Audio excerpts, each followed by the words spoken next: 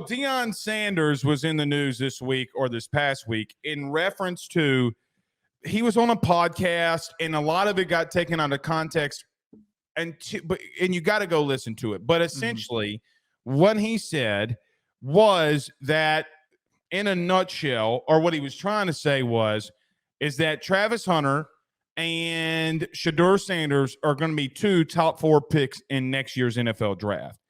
He also said they're going to pick where they go. Now, what led to a lot of that is some of the stuff that people started comparing and debating on with Shedeur Sanders and Deion. Would they be Arch Manning and Eli Manning? Arch and Eli Manning.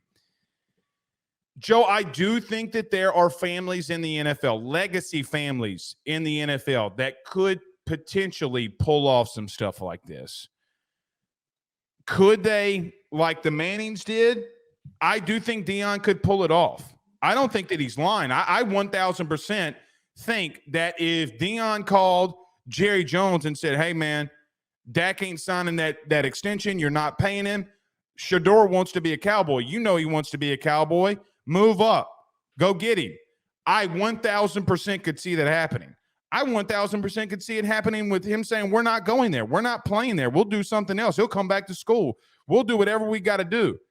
I just don't think that – I do think that he is a family, or they are a family that could pull something like that off. But I do think that you mentioned something that's very critical in the open.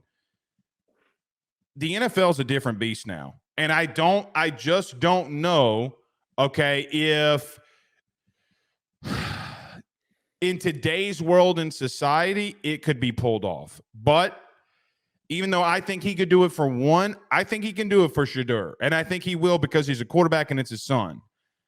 The whole thing with Travis Hunter, cry me a river. People are going to pick him no matter what.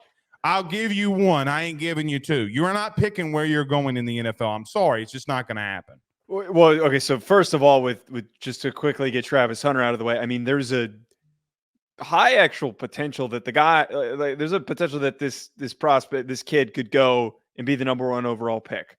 Do you really think a receiver and a corner would go number 1? I think that because of the quarterback class not being like as elite and not having a Joe Burrow, a Caleb Williams, a Trevor Lawrence, not having one of those guys could open the door for that. I think a lot of NFL teams are going to look at him and say, this could be a franchise-changing prospect. I think it's going to be really hard to command that level of demand in order to have both of these guys pick the destination that they want to go play for.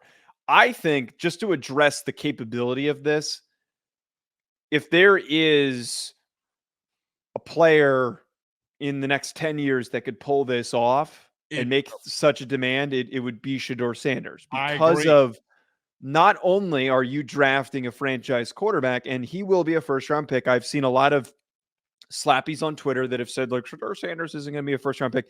He is very gifted. He's very athletic. He made chicken salad out of chicken shit last year with how inconsistent their offense was and no offensive line. He's a very gifted player. But the biggest part to this, the right owner, team owner, is going to see, we can become the most marketable franchise in the NFL. So I absolutely think that they could come to the table, and whoever's picking in the top 3 that wants to draft him and say, don't take us, or we're not going to play for you if they do draft him, because they have all of the negotiating power here. They have way more negotiating power than a typical quarterback prospect would, because it's not just on the field, it's the off the field marketability and the dollars that are going to come with it, with the attention that he brings if he starts to play really good. I will say this, though. I just don't think that this is something that is realistic to pull off, because at the end of the day, and he brought up, Deion Sanders brought up in on the podcast, a lot of the places that he played, he deems to be good destinations for his son. And he brought up San Francisco, he brought up Dallas, Washington, and Baltimore. There is a very low chance that an established franchise that has a good foundation, that has a winning culture, is going to be within striking distance of being able to make a trade to move up to go take Shedeur Sanders. It's highly unrealistic. It's very, very unrealistic.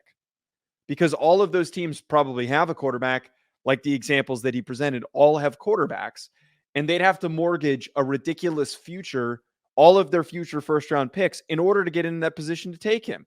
Why would you want to get drafted by a team that doesn't have multiple first-round picks? The team's going to stink that you're on. You're handicapping the team that you're going to play for by doing this. Unless there's a team at number one that they don't want to go to, and they flip-flop quarterbacks, like what happened with New York and San Diego with Eli and Phillip. Now, I wonder what the rest of that. No, they just flipped. But what else did they trade? I don't think anything. If memory serves me correctly, it was just a fair trade. You get Phillip Rivers, we get Eli Manning. I think you're right. Yeah. So let me just say this. I do agree with you on a lot of the points that you made. I do think that he's a first round quarterback. However, first overall, because I got to be real with you, Carson Beck says hi. Yeah, The number one quarterback prospect right now in the country is not Shedeur Sanders. It's Carson Beck. It's Carson Beck. So you can talk all that you want to and say Shedeur's number one. The hell he is. You might be able to pick where you're going later in the first round. I like Shedeur. I think he's going to be a number 2, number 3 quarterback. Okay, unless he has an ridiculous year. But, Joe, do not kid yourself on who leads the draft class in this one. It's not Travis Hunter. It is not Shedeur Sanders. Right now, going into the season, it is Carson Beck and then everybody else. And also, more importantly, there's one individual in next year's draft that has the ability to completely blow this whole thing up. And like Cam Ward. Cam Ward is the most gifted prospect, and if things go as good as they possibly can this year, if he has a Jaden Daniels type of a season where new destination and play, I know what you're saying. But like new destination plays his ass off, explodes, he'd be the first overall pick. You don't think so? I don't know. It's on tape. He's the Walmart version. He's the Coca-Cola version of Lindsey Scott. No. Lindsey Scott's the Coca-Cola version of him. Come on. Lindsey Scott was tiny. Cam Ward is the Coca-Cola version of Lindsey Scott. Oh, I misunderstood. Yeah. Well, way over your head. I misunderstood what you said. He's Walmart Patrick Mahomes.